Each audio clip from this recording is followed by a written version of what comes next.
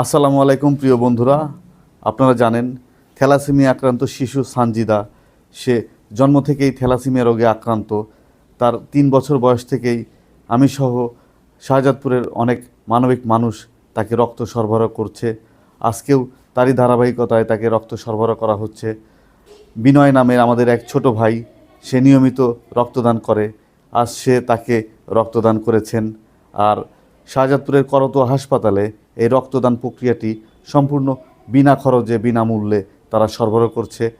করতোয়া হাসপাতাল কর্তৃপক্ষকে ধন্যবাদ জানাই এবং আপনাদের মতো মানবিক মানুষকে ধন্যবাদ জানাই যারা বাংলাদেশের বিভিন্ন আনাচে কানাচে প্রতিনিয়ত মানবিক কাজ করে বেড়াচ্ছেন, যারা শরীরের রক্ত অন্যকে দান করে তার জীবন বাঁচাচ্ছেন। তাদেরকে অসংখ্য ধন্যবাদ।